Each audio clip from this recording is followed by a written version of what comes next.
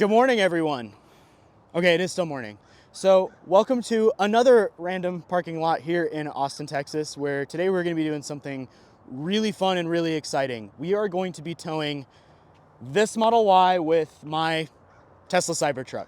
I've gotten a lot of questions about it, and today we're finally going to be trying it and seeing what's the experience like. So to preface the video, I don't have a lot of experience towing, so this will be an interesting perspective from somebody who's kind of a beginner in this. While we're gonna be driving, I'm gonna give a little bit of my input, my thoughts to see how I feel, how easy it is, what things I may or may not like. We're gonna be driving up north to Temple, Texas to a 42 stall Supercharger at Buc-ee's, which if you haven't been to Buc-ee's, you should take a road trip wherever you are to it. It is the best place on the planet. This is not going to be an extensive range test. This is going to just be first impressions. I'll provide whatever numbers the car presents with its range and its efficiency, but don't expect a full efficiency test today. So without further ado, let's hop on the road and we'll get this thing going. Let's hop on in here and get that trip counter. That was cool.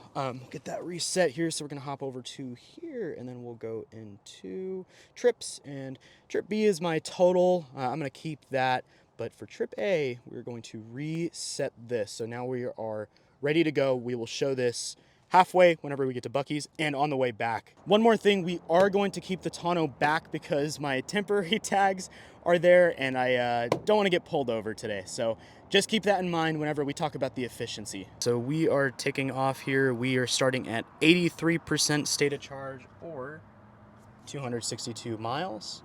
And we are about 49 minutes or 55 miles away. All right, so initial impressions, obviously the car feels a lot heavier. I believe it's you got another 4,500 pounds on the back of it, so that is to be expected, I suppose. Taking a big turn here, slow and steady. There we go. Yeah, car feels much heavier with this car on the back. I mean, it makes a lot of sense. Let's be honest here. Taking another big turn here. For somebody that doesn't have too much experience so far, this doesn't feel too bad. Just making sure that we got enough space here. And we're taking another right. Heavy load detected, trailer mode enabled. Oh, that was already enabled, friend. That's good to know. That's kind of cool. So it automatically turns that on.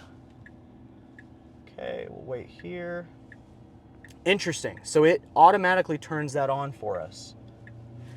Take a look there. It says hold to brake trailer. So I believe, if I'm correct, you can enable that by holding right on this button here. Okay. The car is much louder. It's making much more noises than normal. Just easing our way up to the highway here.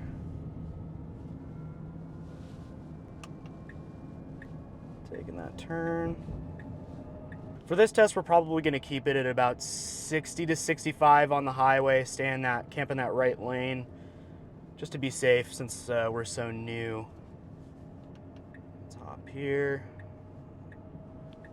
The car is much louder. That's funny. I haven't really been in any other Tesla that's been towing before, so that's probably normal. Okay, hopping onto the highway here. 35. What a wonderful road to drive on. It is statistically one of the most dangerous in the United States. I hate driving on it, but that's the only way we're gonna get anywhere around here. So one other thing I wanna try, so we're going about 70. We're gonna keep it probably about 65, but okay, so we do still have cruise control here. That is very nice. I appreciate that. Looks like we've dropped about 2% already just by driving down the road here. Look at our current drive watt hours per mile. It's 879. That's not great. Interesting stuff. So we're currently estimated to get to the Supercharger in Temple with about 49% here. Holy cow, that dude just cut us off. Car slowed down. We're in adaptive cruise control. The car automatically slowed down for us, which is great. Yeah, I didn't do anything. The car completely did that on its own. That was kind of spooky, but yeah, I mean, he cut us off. I heard a little noise in the back. I'm sure that's probably fine, but we're, a little over halfway into our trip here. I've been going a consistent 65 on the road just to, give our numbers an even shot.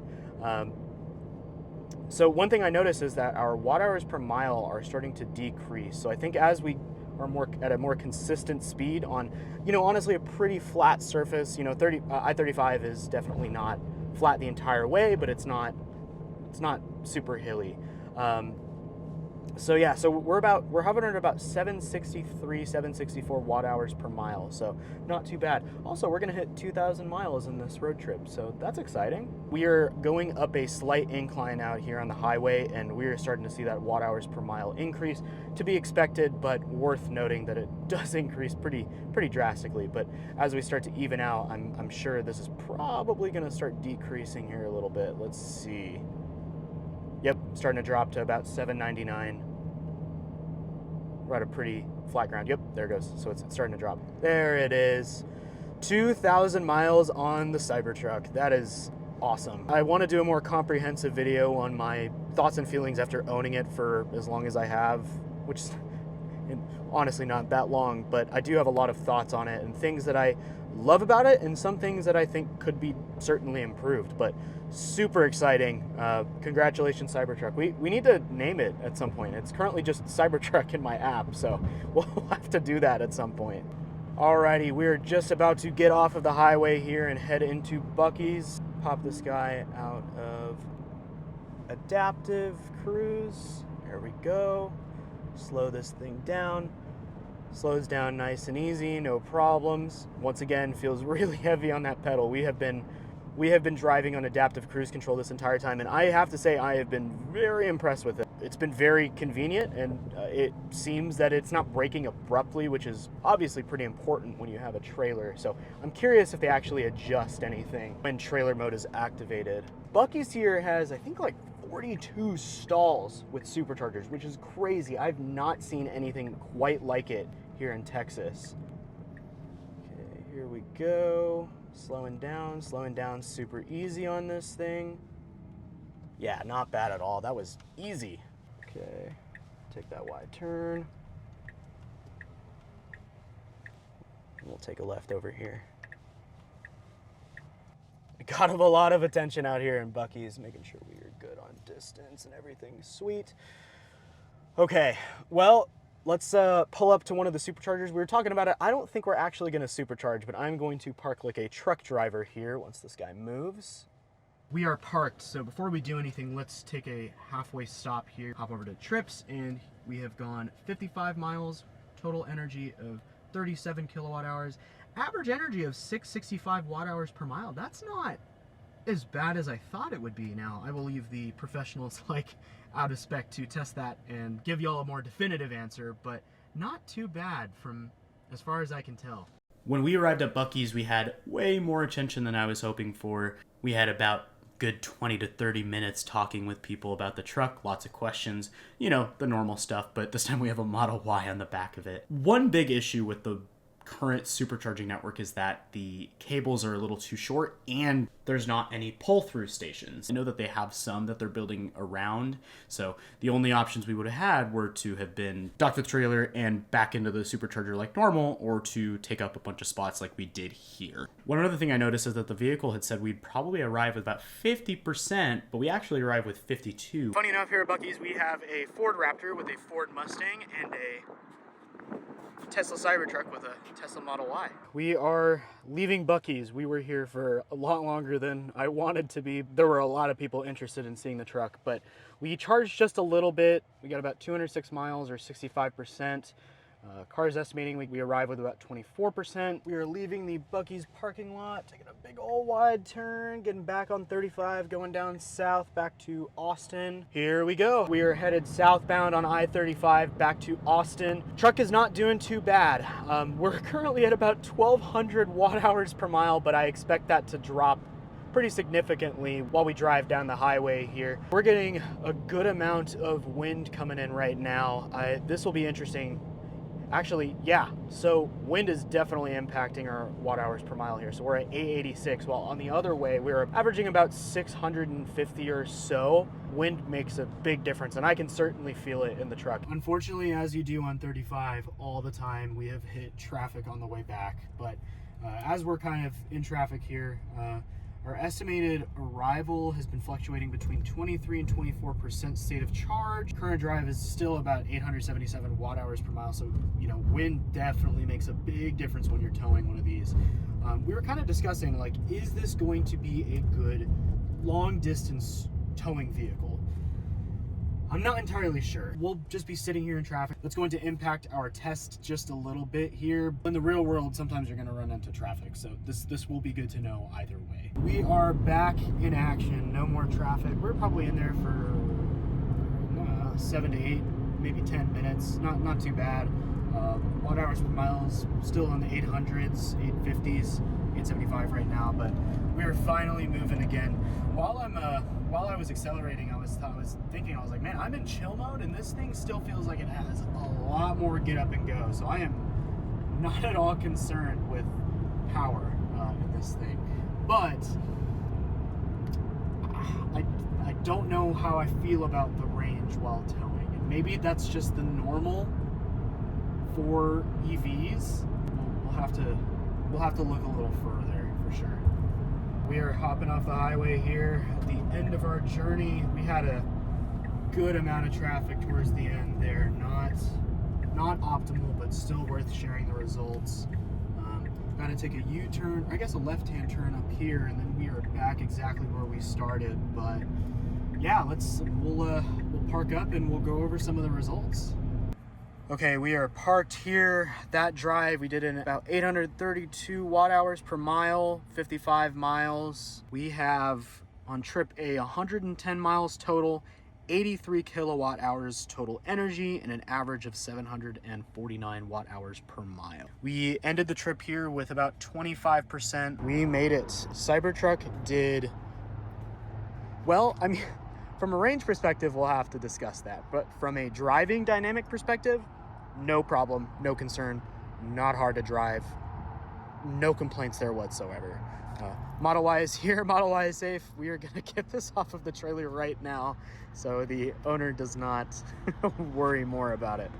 Overall, towing with the Cybertruck was a positive experience. I think the addition of the many cameras on the vehicle, blind spot warnings, adaptive cruise control, the raw power of the vehicle, and the software that seemed to adapt very well automatically while towing or detecting a certain amount of payload took a lot of the pressure off of me, especially as somebody who doesn't have a lot of experience with towing. The range estimates seem to adapt really well. Actually, what I noticed is we were in tow mode, but as you saw in the vehicle, it had told me that a payload was detected and the estimate had automatically adapted with what payload was detected. After adapting, it calculated that we would arrive with about 46%, but in reality, we actually arrived with 52%. Now, this could be due to many various conditions. I think highly likely related to wind. Now, on the way back, it said we'd arrive with 24%, but we actually got back with 25%. Whatever Tesla is doing for range estimates, especially while towing, it's really good. It seems to be underestimating, but in my opinion, I'd rather it underpromise and overdeliver rather than vice versa. Now, on the topic of range while towing, I'll give my opinion, but once again, I want to preface, I don't have a lot of experience towing, especially with traditional gas-powered vehicles or other electric vehicles. I still want to leave other sources to do more extensive tests. I'm just here providing the numbers that I had and letting people interpret that as they will. I think wind has a very large amount to do with it. Whenever we were going north, there was not as much wind and we were averaging about 665 watt hours per mile, but down south, we had dramatically more wind and we were averaging 832 watt hours per mile, with the entire trip averaging at about 749 watt hours per mile. I think overall range was not as bad as I was expecting, but it's still certainly not as competitive as traditional gas-powered trucks. A big thank you to everyone that watched this video. This video was a lot of work between getting a Model Y to get on the trailer, getting a trailer, and actually going back and forth from the Buc-ee's. I was pretty nervous because I don't have a lot of experience, but in the end, it turned out perfectly fine, and I'm a lot more confident towing with the Cybertruck. If you're looking for more awesome content, please subscribe. I have a lot more fun things coming up in the future. YouTube is kind of a passion project for me as I run a business on the side with the Cybertruck. Our mission is to create alternative services for all electric vehicles, not just Teslas, whether it be accessory installation or actual repairs on your vehicle. Right now, we are currently specializing in odor removal on Model 3 and Model Y. If you have one of those, you know exactly what I'm talking about, that gross sock smell. If you are in the general Austin area, let us know. Our links will be in the description. I will come out to you in my Cybertruck. Thanks again for watching, and I will see you guys in the next video.